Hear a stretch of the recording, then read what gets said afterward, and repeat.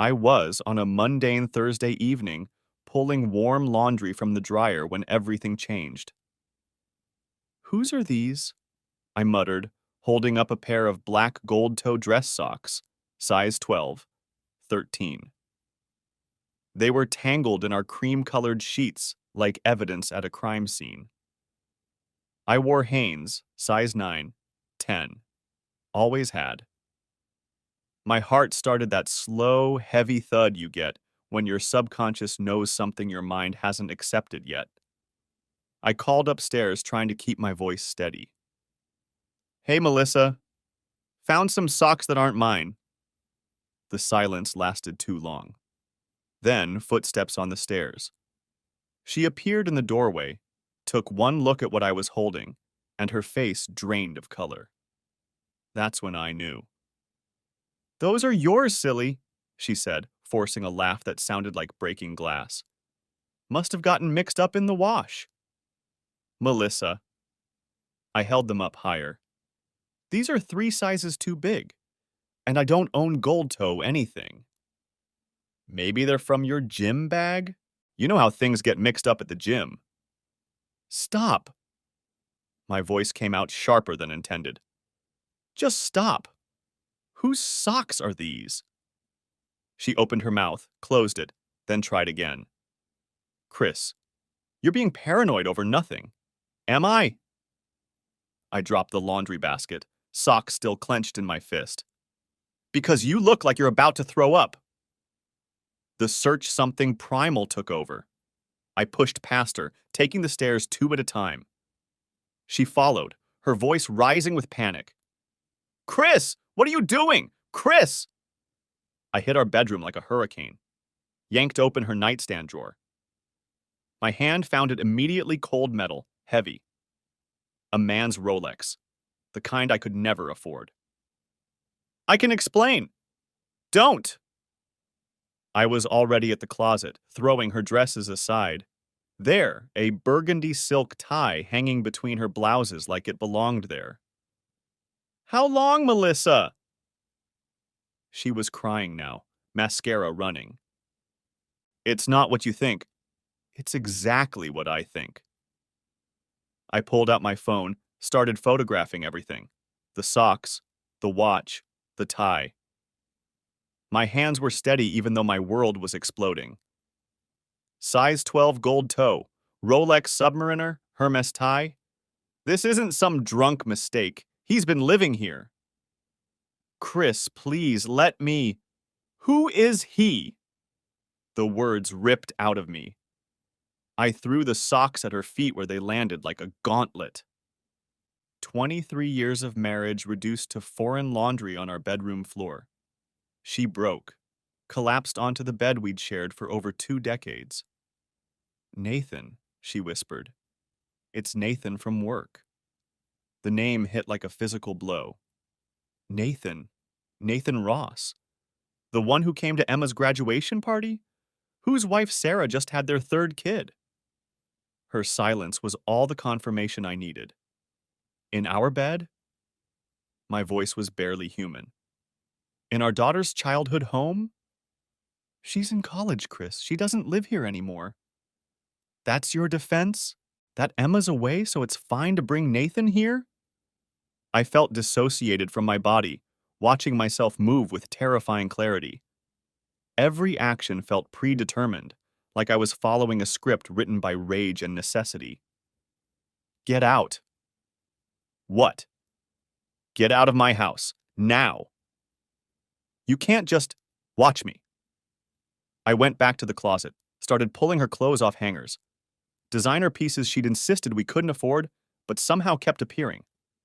Now I knew who'd been funding her wardrobe upgrades. "This is my house, too." "No." I laughed, and it sounded unhinged even to me. "This is my house. My name on the deed. My mortgage payments for 15 years while you found yourself through yoga certifications and failed Etsy stores." I grabbed her suitcase from the top shelf, the Louis Vuitton one she'd bought last month on sale. Started stuffing clothes in with no care for wrinkles or organization. Call Nathan. Tell him you need a place to stay. Maybe Sarah will make up the guest room for you. Chris, you're being irrational. Irrational? I held up the Rolex. There's a $10,000 watch in my nightstand that isn't mine. You want to talk about rational?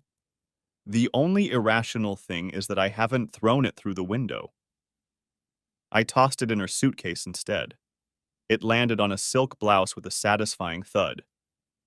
Give it back to him. Or pawn it. I don't care. The locksmith. I pulled out my phone, fingers flying across the screen. Portland Emergency Locksmith 24 hours. I searched while Melissa begged behind me. A1 Locks. How can I help you? I need every lock in my house changed. Tonight. I'll pay triple for immediate service. Sir, we can have someone there in 2 hours. 1 hour, and I'll pay quadruple. We'll be there in 45 minutes.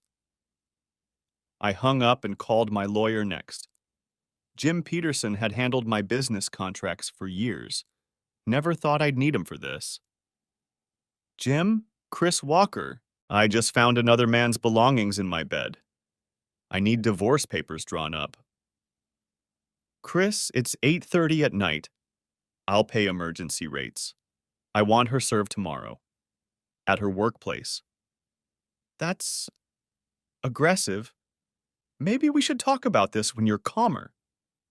Jim, I'm holding another man's socks that I found in my marital bed. I will never be calmer than I am right now. Can you do it, or should I call Steinberg? I'll have them ready. Chris, I'm sorry. Don't be sorry. Be thorough. The documentation. I made Melissa pack while I watched, ensuring she only took what was hers. My phone captured everything. Her tears, the men's items, her guilty devastation. Every photo felt like building a wall between my old life and whatever came next. 23 years, Chris. You're really throwing away 23 years? No. I picked up Nathan's tie, silk sliding through my fingers like water. You threw it away. Every time you let him in our house, our bed, every lie you told me. It just happened. No. I was surprised how calm I sounded. Falling is something that just happens. This, bringing him here, keeping his things here, these are choices. Hundreds of choices. She dragged her suitcase downstairs. I noticed she'd taken only one. Good. She could come back for the rest with supervision. Where am I supposed to go? Nathan has a nice house in Lake Oswego, 4 bedrooms, pool. I remember because you couldn't stop talking about it after the company picnic. His wife is about to find out why her husband's socks are in my laundry. In fact, I pulled out my phone again. No. Melissa lunged for it, but I sidestepped easily. Yes. I found Sarah Ross on Facebook. We were friends because of company events. Her latest post was about baby Marcus sleeping through the night for the first time. I typed, Sarah, I'm sorry to message you like this. I just found your husband's watch and clothing in my bedroom. Nathan and my wife Melissa have been having an affair. You deserve to know. I attached the photos. Sent. You vindictive bastard, Melissa screamed. Vindictive? I pocketed my phone. Vindictive would be sending this to your whole office. This is courtesy. The lock change. The locksmith arrived in 35 minutes. A young guy named Derek who looked like he'd seen this scene before. Every lock, I told him, handing over cash. Doors, garage, side gate, and I need the garage door codes changed. You got it, boss. Melissa stood by her car, fully understanding hitting her. You're changing the locks while I'm still here? He'll be done before you reach Nathan's house. I turned to Derek. How long? For everything? 2 hours, maybe less. Perfect. The neighbors were watching from windows. Bob Peterson from across the street came out to water his lawn at 9 p.m. I didn't care. Let them watch. Let them gossip. They'd probably known before I did anyway. Neighbors always know. I need my laptop, Melissa called from the driveway. My jewelry! My medications! Should have packed better. Lawyer will arrange supervised retrieval. You can't do this. I can and I did. Now get off my property before I call the police for trespassing. Trespassing? This is my home. Was, past tense, like our marriage. My phone buzzed. Sarah Ross had seen the message. Then another buzz, and another. She was responding with a fury that matched my own. Oh, God, Melissa looked at her phone. She's messaging me. Better answer. You two have a lot to discuss. Compare notes. Maybe share custody of Nathan. The immediate aftermath. By 11 p.m., every lock was changed. Security system codes were reset. Melissa was blocked on every platform. Nathan's wife had posted a scorched earth Facebook status divorce papers were being expedited. My daughter Emma had called 15 times. I finally answered Emma's call. Dad, what's happening? Mom's texting me that you've gone crazy. Emma, honey, I found another man's belongings in the house. Your mother's been having an affair. Silence. Then, Nathan from her work? My blood froze. You knew? I suspected. Last time I was home, I saw his car leaving early one morning. Mom said he dropped off work files. And you didn't tell me? I hoped I was wrong. Dad, I'm so sorry. It's not your fault, sweetheart. None of this is your fault. Is Mom really locked out? Yes. Good. That surprised me. Emma. No, Dad. Good. She made her choice. Are you okay? I will be. I'm driving home tomorrow. You have classes? Screw classes. My dad needs me. After we hung up, I sat in the living room, staring at the wedding photo on the mantel. We looked so young, so certain. I wondered when exactly we'd become strangers. When had I become the man who got cheated on in his own home? The morning after. At 6:17 a.m., the new doorbell rang. The video showed Melissa, looking haggard, still in yesterday's clothes. Chris, please, I need clothes for work. I spoke through the intercom. Should have packed better. You can't do this. I have a presentation today. Not my problem. Ask Nathan to buy you something. He seems generous with gifts. I slept in my car. Then you should have gone to Nathan's. His wife changed their locks too. I almost laughed. Almost. Karma's efficient, isn't it? Chris, please, this is insane. Let's talk like adults. Adults don't cheat. Adults don't lie for... How long, Melissa? How long has this been going on? Silence. That's what I thought. Goodbye, Melissa. I'll call the police. Please do. Explain to them how you need to break into a house you don't own to retrieve items after admitting to adultery. I'll wait. She screamed at the camera. I saved the video. My lawyer would want it. By 8 a.m. I was at work, trying to pretend my world hadn't exploded. My assistant, Janet, took one look at me and closed my office door. What happened? Found another man's socks in my laundry. Oh, honey. She went to the break room and came back with coffee that she'd definitely spiked with something from her desk drawer. How bad? Changed the locks while she was still packing. Good for you. My ex-husband, I gave him 3 months to move out. Know what happened? He moved his girlfriend in for those 3 months. Said I couldn't kick them both out since I'd given him time. What did you do? Burned his vintage baseball card collection. Accidentally, while trying to light a romantic candle. Janet, you're terrifying. You need to be terrifying right now, Chris. Nice guys get walked on. Literally, in your case. In their own beds. The workplace drama. At 2:47 p.m., Jim called. She's been served. It didn't go well. Define didn't go well. Security was called. Apparently, Nathan was also served by his wife's attorney at the same time. In the same conference room. During a board meeting. You're kidding. Sarah Ross has style. She hired Marcia Steinberg. Marcia Steinberg was known as the she-wolf of Portland divorces. She'd once gotten a client the husband's vintage car collection, his boat, and his mistress's engagement ring in the settlement. That's going to be ugly, I said. For Nathan. Sarah also sent an email to their entire company with photos of the evidence you provided. CC'd the board of directors. Jesus. It gets better, or worse depending on your perspective. Melissa tried to claim hostile work environment.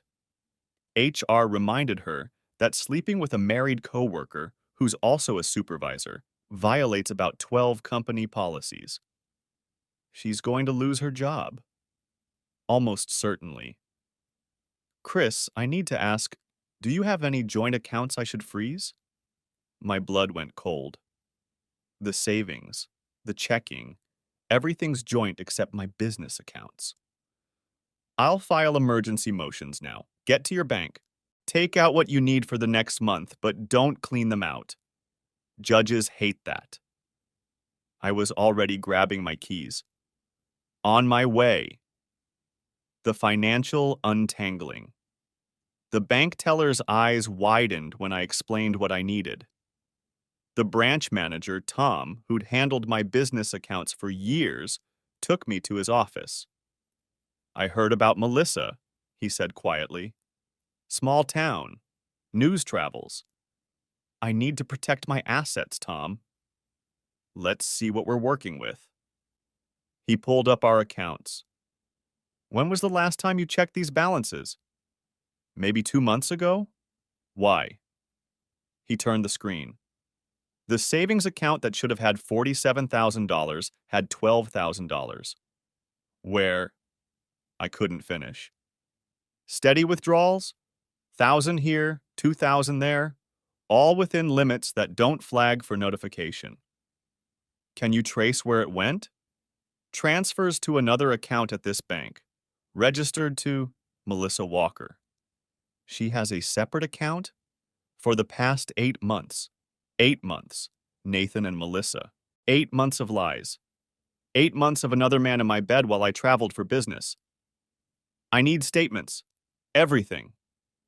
Chris, there's more. Tom looked uncomfortable. There's a safe deposit box. In her name only. Opened 6 months ago. Can I? Not without a court order.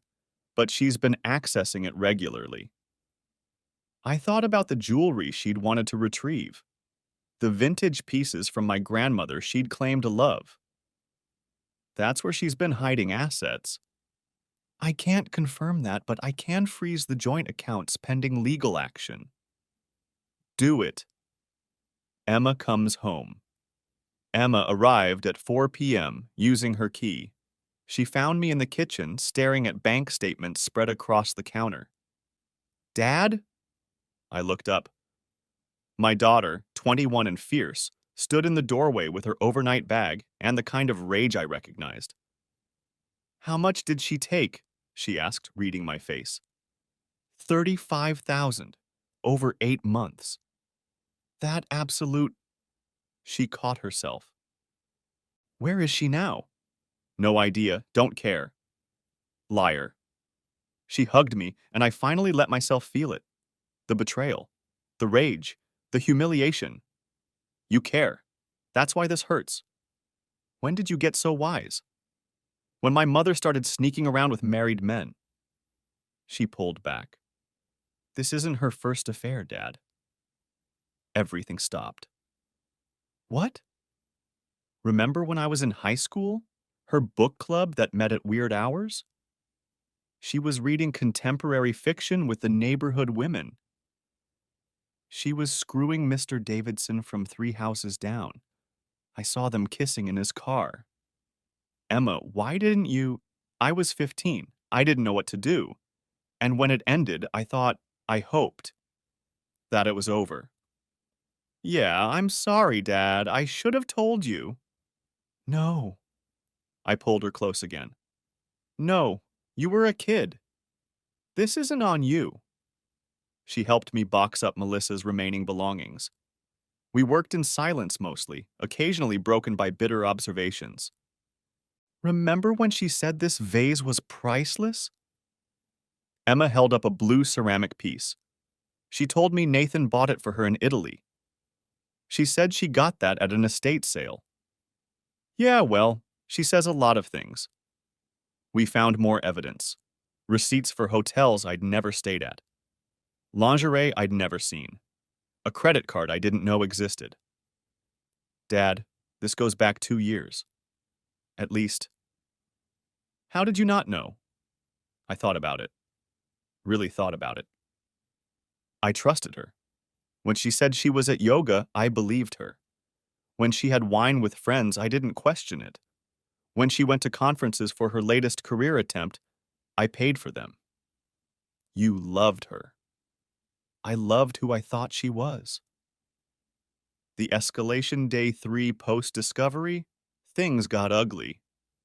Melissa had hired an attorney, Bradley Hoffman, known for representing the guilty and making them look like victims. Jim called me at work. She's claiming emotional abuse. Says you threw her out in the middle of the night with nowhere to go. It was 9 p.m., and she had Nathan's house to go to. She's also claiming the house is half hers. Based on what? I owned it before we married. She's never contributed to the mortgage.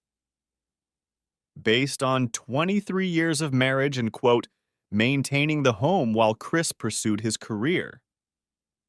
Maintaining the home? She had a housekeeper twice a week. I know, but she's gonna make this messy. She wants alimony, half your business and the house. She can want a unicorn too. Doesn't mean she'll get it. She also wants her belongings, including items she claims are gifts from you. Jewelry, specifically. I thought about the safe deposit box. Set up a retrieval with police supervision this weekend. Chris, she's also claiming you hacked her phone and violated her privacy. I took photos of men's clothing in my own bedroom. If that violates her privacy, she shouldn't have had another man's socks in my laundry. Agreed, but be prepared. This is going to get nastier. The supervised retrieval Saturday morning. 2 police officers stood in my driveway while Melissa and her attorney arrived in a Mercedes that wasn't hers. Nathan's, probably. Bold choice. 2 hours, I told them. She takes only what's hers. Every piece of jewelry gets documented. Mr. Walker, her attorney, Bradley, extended his hand. I didn't take it. This doesn't need to be hostile. Your client brought another man into my bed. We passed hostile at the gold toe socks. Melissa wouldn't make eye contact. She looked smaller somehow, diminished. Designer clothes couldn't hide the dark circles, the trembling hands. I need my grandmother's ring, she said to the officers, not me. The one my grandmother gave me to propose with? That's evidence of marital assets? Next. You spiteful... Ma'am, the female officer interrupted. Let's keep this civil. Emma appeared in the doorway. I made a list of what's hers, with photos, to prevent confusion. Emma, baby, Melissa started toward her. Don't. Emma's voice was ice. You don't get to baby me. Not after what you did. I'm still your mother. Biologically, yes. But mothers don't destroy families for office affairs. Melissa flinched. Bradley whispered something about parental alienation. Emma heard him. Alienation? She laughed. She alienated herself. I'm just observing the consequences. They moved through the house like a funeral procession. Melissa tried to take the good coffee maker. That's mine, I said. Receipts in the file. We used it together for years. We used the bed together for years, too. Didn't stop you from sharing it. She grabbed photos from the mantel, carefully selecting ones without me in them. Took her cookbooks, but left the ones we'd bought together on our honeymoon in France. Every choice felt like another small betrayal. In the bedroom, she went straight for the jewelry box. I watched her realize it was mostly empty. Where's my mother's necklace? The sapphire bracelet? Anything valuable is in the bank. You'll get it during asset division. Those were gifts. Prove it. She turned to Bradley. He's hiding assets. Like you hid $35,000? I showed them the bank statements. Like the secret account? The safe deposit box? Bradley's face changed. Clearly, Melissa hadn't mentioned those details. We should go, he told her. I'm not done. Yes, he said firmly. You are. The workplace fallout Monday brought news through the professional grapevine. Melissa and Nathan had both been terminated for violations of company policy. The official story was restructuring. The real story was that Sarah Ross had threatened a massive sexual harassment lawsuit if they weren't removed. Jim called with updates. Sarah's attorney deposed 3 other employees. Turns out everyone knew about the affair except you and Sarah. People saw them at hotels during lunch, saw his car at your house. And no one said anything. Would you have believed them? He had a point. Even with evidence, I'd initially tried to rationalize it. Those aren't his socks. That's not what it looks like. She wouldn't. But she would. And she did. There's something else, Jim continued. We pulled credit reports. Melissa has cards you don't know about. Significant debt. How significant? $47,000. I sat down. For what? Trips, hotels, restaurants, gifts. Looks like she was maintaining a whole separate life. On my income?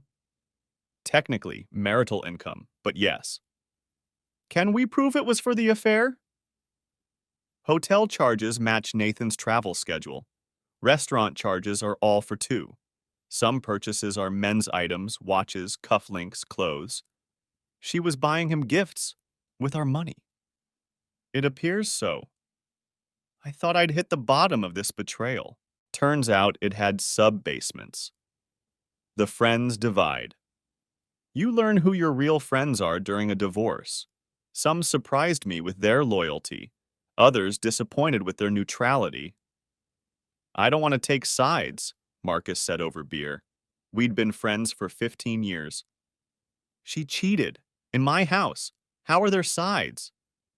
You don't know what drove her to it. What could possibly drive someone to that? Maybe you weren't meeting her needs. I set down my beer. Get out. Chris, come on. No, get out of my house. If you can justify what she did, we have nothing to discuss. He left. We haven't spoken since. But others stepped up. Bob Peterson from across the street became an unexpected ally. Saw Nathan's car here dozens of times, he told me. Always when you were traveling. I'm sorry I didn't say anything. Figured it wasn't my business. Dozens?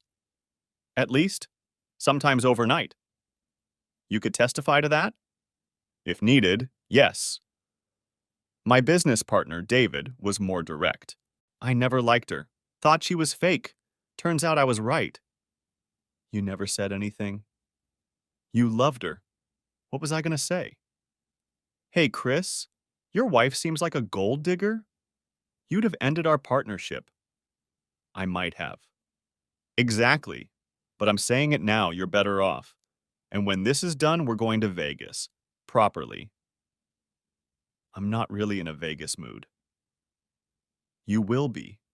Trust me. The discoveries keep coming week 2 brought fresh hell. Emma, helping me clean out the home office, found a folder marked taxes that wasn't about taxes. Dad? Her voice was strange. Inside were printed emails. Melissa and Nathan, going back 18 months, before I'd even known they were working together closely. Don't read those, I told Emma. Too late. She looked sick. She called you things, mocked you. To him. I took the folder. Scanned enough to confirm what Emma had seen. Melissa describing our intimate life, laughing about my trusting nature, calling me her meal ticket while she waited for Nathan to leave his wife. One email stood out. He actually thinks I'm at a yoga retreat. I'm typing this from Nathan's bed. God, he's gullible. The date? My birthday weekend. When she'd said she couldn't cancel the retreat she'd already paid for. I'm going to be sick, Emma said. Go, I'll handle this. She fled. I photographed every page. These weren't just evidence of an affair. They were evidence of cruel intent, of fraud, essentially. Jim was ecstatic when I sent them over. This changes everything. She can't claim emotional abuse when she's documenting her own deception and mockery. Can we use them in court? They were in your house, in your office. Yes. Good. Chris, some of these are brutal. Are you okay? Was I? I'd been running on rage and adrenaline for 2 weeks. I will be, once this is over. We should push for a quick settlement. This evidence is damning. No. No? I want a trial. I want it on record. Every lie, every theft, every cruel word. That's expensive and painful. I don't care about expensive, and I'm already in pain. Might as well make it worth something. Nathan's wife reaches out. Sarah Ross called me on a Tuesday evening. I almost didn't answer. Chris, it's Sarah. Please don't hang up. Sarah, how are you holding up? A bitter laugh. How do you think? My husband was screwing your wife in my bed too. Found blonde hair on my pillows. I have black hair. Jesus. Yeah. Listen, I'm calling because my lawyer says we should coordinate, share evidence, compare notes. Makes sense. Can you meet for coffee? Somewhere public. I promise I'm not going to cry on your shoulder. This is business. We met at a Starbucks downtown. Sarah looked like I felt exhausted but determined. She'd brought a binder. I hired a PI, she said without preamble. 2 weeks before you found the socks. You suspected? He was distant, working late, new cologne, cliché stuff. I wanted to be wrong. What did the PI find? She slid photos across the table. Melissa and Nathan at hotels, kissing in parking lots, entering my house, time-stamped when I went out of town. There's more. They have a joint credit card. What? Opened a year ago, in both their names. He paid the bills, but they both used it. Hotels, dinners, trips. Trips?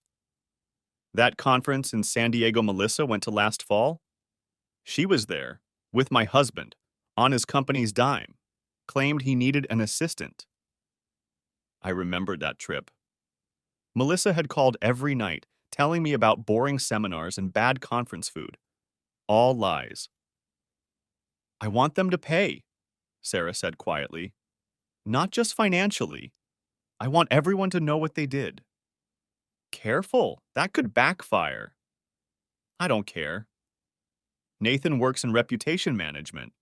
Ironic, right? Let's see how he manages this. She was angrier than me, or maybe just less numb. I'm filing for alienation of affection, she continued, against Melissa.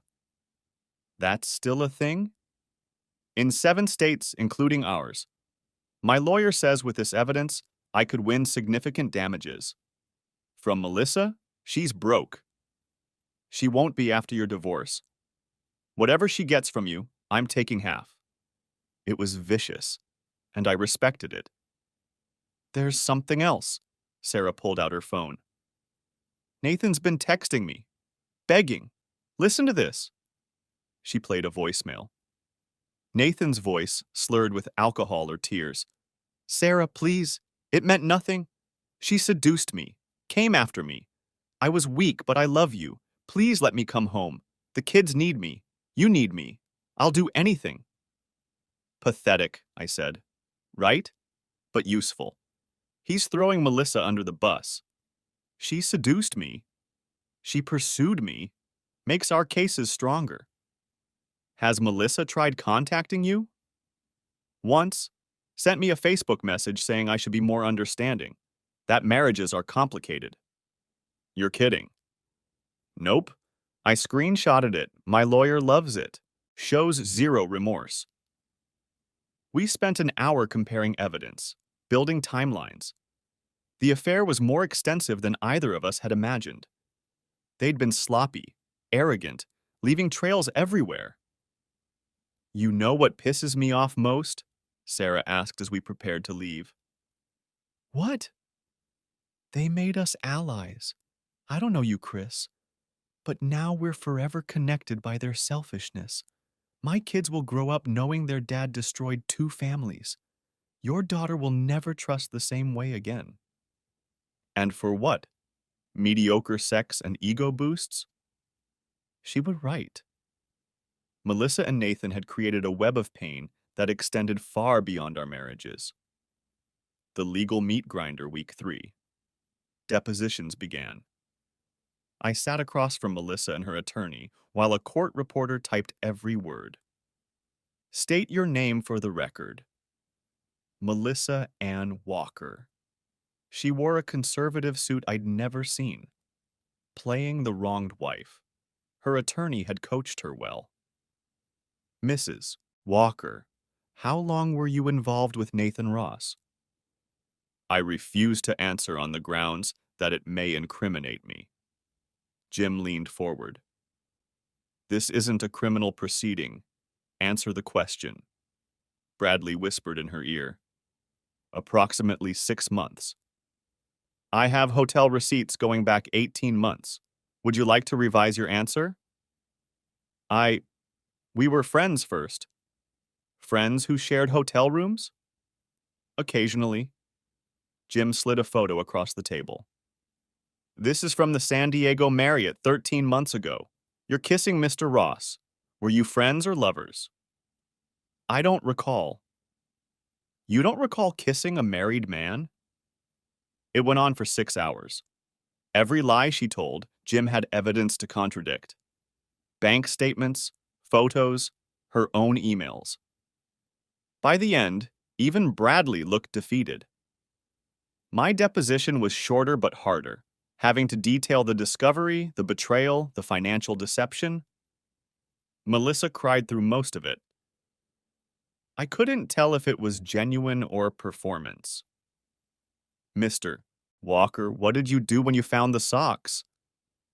I asked my wife whose they were, and her response. She lied, said they were mine.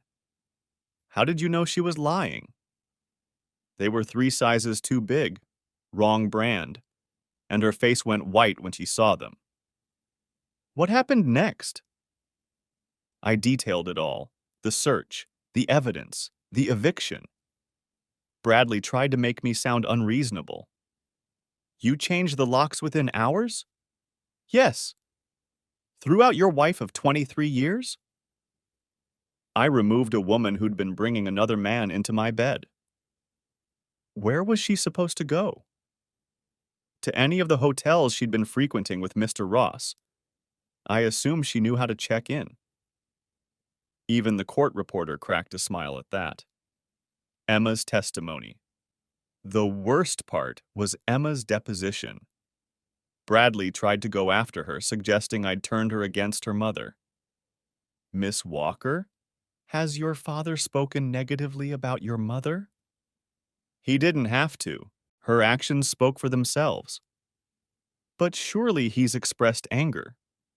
My mother had an affair. In my childhood home. With a married man whose kids I know. My father didn't turn me against her. She did that herself. When did you first suspect the affair? Emma glanced at me. When I was 15, I saw her with another man. Mr. Davidson, our neighbor. The room went silent. This was news to Bradley. And to Melissa, whose face showed genuine shock that Emma knew. You saw your mother with another man when you were 15? Kissing him, in his car, in our driveway. Did you tell your father? No, I was a kid. I hoped it would stop. So your mother has a history. Objection, Jim interrupted. Counsel is testifying. Withdrawn. Miss Walker, do you believe your mother loves your father? Emma stared at Melissa for a long moment.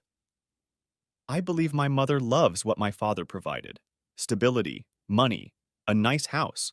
But love him? No. You don't treat people you love like this. Melissa broke down then. Real tears, I think. Emma didn't flinch. She made her choices, Emma said quietly. Now we all live with them. The money trail week 4 brought forensic accountants.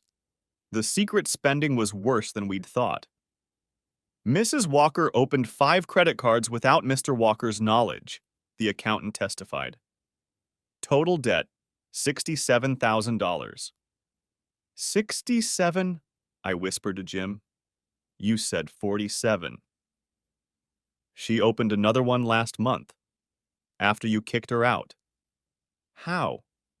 Used your social. Fraud charges have been filed. The accountant continued. There's also evidence of cash withdrawals totaling $89,000 over 2 years. Small amounts to avoid detection. Where did it go? Impossible to trace cash, but withdrawal dates correlate with Mr. Ross's travel schedule and large purchases he made. She was funding her boyfriend, Jim summarized. It appears so. Bradley objected. Speculation. Based on documented patterns, the judge noted, I'll allow it. The numbers kept climbing. Hidden accounts, forged signatures, sold jewelry I'd given her, keeping the money. My grandmother's ring, the one she'd wanted during the house retrieval, had been sold 11 months ago. She sold my grandmother's ring? For $12,000. The pawn shop has records. I thought nothing could surprise me anymore. Wrong again. The unraveling Melissa's life imploded spectacularly. Without my income or Nathan's help, Sarah had filed a restraining order. She was broke within a month. The Mercedes disappeared. The designer clothes got sold online. She moved from hotels to a studio apartment in Gresham. Nathan fared no better. Fired, divorced, paying massive alimony and child support, he fled to his brother's house in California. Last I heard, he was selling insurance. But Melissa wasn't done destroying things. She started a blog, The Other Side of Divorce. Tried to paint herself as a victim of emotional neglect who found love and was punished for it. Jim sent me the link. Don't read it. I read it. According to Melissa, I was cold, distant, obsessed with work. She was lonely, abandoned, desperate for affection. Nathan was her soulmate who understood her in ways I never could. The affair was destiny. The divorce was my cruelty. She never mentioned the stolen money, the lies, the mockery in her emails, the other affairs. Can we sue for defamation? We could, but why bother? Look at the comments. I scrolled down. Hundreds of comments, mostly from people who knew us, Coworkers, neighbors, friends, they weren't buying her victim narrative. Everyone knows the truth, one comment read. You brought Nathan to your daughter's graduation party while sleeping with him. That's not love. That's cruelty. Another. I worked with both of you. Everyone knew about the affair except your husband. We felt sorry for him. You're no victim. The blog lasted 2 weeks before she took it down. Trial 6 months after finding the socks, we went to trial. Melissa had refused all settlement offers, convinced she could win half of everything. She couldn't. The judge, a woman named Harriet Chen who'd been married 40 years, listened to the evidence with increasingly visible disgust. Mrs. Walker, she said during Melissa's testimony, you claim you deserve alimony. On what grounds? I supported Chris's career, maintained our home, raised our daughter. While conducting multiple affairs? That's not yes or no. Were you faithful during your marriage? Marriages are complicated. Yes or no? No. Were you truthful about your whereabouts? Not always. Did you take money without your husband's knowledge? I took what I was entitled to. Judge Chen's expression could have frozen fire. You took $89,000 without disclosure. You opened credit cards fraudulently. You sold gifts given by his family. What exactly entitles you to more? The trial took 3 days. The judgment took Judge Chen 20 minutes to deliver. Divorce granted on grounds of adultery. The premarital home remains Mr. Walker's sole property. No alimony will be awarded. Mrs. Walker will receive $20,000, the documented value of her premarital assets adjusted for inflation. She is responsible for all debts incurred in her name, including fraudulent accounts. Your Honor, Bradley stood, this leaves my client with nothing. Your client left herself with nothing, Judge Chen replied. She had a loving husband, a beautiful home, a supportive family. She traded it for hotel rooms and another woman's husband. The court sees no reason to reward such choices. Sarah's victory. Sarah Ross's alienation of affection suit was even more devastating. She documented everything: the effect on her children, her therapy bills, the destruction of her family. Melissa was ordered to pay $150,000 in damages. I don't have it, Melissa told the court. Then wages will be garnished, assets seized, tax refunds redirected. Mrs. Ross deserves compensation for what you stole. I didn't steal anything. You stole her husband's affection, her children's stable home, her peace of mind. The law recognizes these as real losses. Sarah called me after. It's not about the money. I'll never see most of it. It's about the acknowledgement. Legal recognition that what she did was wrong. Feel better? No, but it's something. The aftermath. A year later, life had found new rhythms. The house felt different, lighter somehow. I'd renovated the bedroom completely, knew everything. Emma helped choose paint colors. No beige, she insisted. That was Mom's depression color. We went with deep blue. It felt like sleeping in the ocean. David had been right about Vegas. We went 6 months after the divorce. I didn't gamble much, but I did stand in front of the Bellagio fountains and let myself feel free. Emma graduated summa cum laude. Melissa wasn't invited. She sent a card anyway. Emma threw it away unopened. Should I feel guilty? Emma asked. For protecting yourself? Never. I started dating eventually, cautiously. A teacher named Rebecca who made me laugh and had opinions about everything. She knew my story. Everyone in Portland seemed to. Doesn't it bother you? I asked early on. Dating the guy with the messy divorce? Everyone has baggage, she said. Yours just made the papers. She was right. The Oregonian had run a piece on alienation of affection suits featuring Sarah's case. Melissa's name was prominently mentioned. The socks, I kept them. The gold toe socks. Not out of sentiment or pain, but as a reminder. They sat in my office drawer, still in the evidence bag from the lawyer. Emma found them once while looking for stamps. Dad, why? To remember that small things matter, that paying attention matters, that trusting your gut matters. That's morbid. Maybe, but I'll never ignore red flags again. She understood. We both would. 2 years later, the call came on a Tuesday. Unknown number, but local. Chris, it's Melissa. I almost hung up. What do you want? I wanted to apologize. No. Please, I'm in therapy now. Part of recovery is making amends. Good for you. Make them to someone else. Chris, you stole from me, mocked me, betrayed me, brought men into our bed, sold my grandmother's ring. You want to make amends? Leave me alone forever. I loved you. No, you loved my stability, my income, my trust. But me? No. People don't treat people they love like that. I hung up, blocked the number, felt nothing. That night, Rebecca and I made dinner together.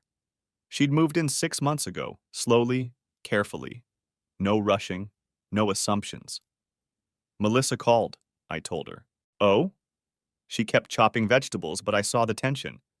Wanted to apologize, part of therapy. What did you say? That she should leave me alone forever. Rebecca smiled. Good. Her apologies aren't for you. They're for her. Exactly. Besides, she hip-checked me playfully, I'm the only woman allowed to leave things in your laundry now. Just keep them size appropriate. Deal. We laughed. It felt good to laugh about it. To have it be just another story, not a defining tragedy. Emma joined us for dinner. She was in law school now, inspired by Jim's handling of the divorce. I want to help people like Dad, she'd said. People who get blindsided by betrayal. You'll be great at it, Rebecca told her. You've got the perfect balance of empathy and steel. Learned from the best. Emma raised her glass to me. To surviving. To thriving, I corrected. We clinked glasses. Outside, Portland drizzled its eternal rain. Inside, my house, truly mine now, felt warm and safe and honest. The final lesson. Last month, I gave a talk at my company's leadership conference. The topic was supposed to be about business resilience, but it became more. The biggest threats often come from inside, I told the audience. From the people we trust most. The signs are usually there, small inconsistencies, behavioral changes, things that don't quite add up. We ignore them because the alternative is too painful to consider. But pain delayed is pain compounded. When you find the socks, whatever your socks are, don't rationalize. Don't wait. Don't hope it will get better. Act immediately and decisively. Some will call you harsh, unforgiving. Let them. They haven't worn your shoes or washed your sheets or found another man's watch in their nightstand. Protect yourself first, always, because the person you trust most might be the one stealing from you, mocking you, betraying you while you sleep. And if you're very lucky, they'll be careless enough to leave their socks in your dryer. The audience was silent. Then someone started clapping. Then everyone. Afterwards, a young manager approached me. My wife's been acting strange, working late, new passwords on her phone. I've been telling myself I'm paranoid. Check the laundry, I told him. Check the credit cards. Check your gut. And whatever you find, handle it immediately. He nodded and left. I hoped I was wrong, but I knew I wasn't. Because here's what I learned from those gold toe socks. Betrayal is lazy. It leaves evidence everywhere. We just have to be willing to see it. And when we do, we have to be willing to change the locks before the spin cycle ends. That's not cruel. That's survival. And on the other side, life. Different than you planned, maybe, but honest, clean, yours. Like a load of laundry with only your own socks.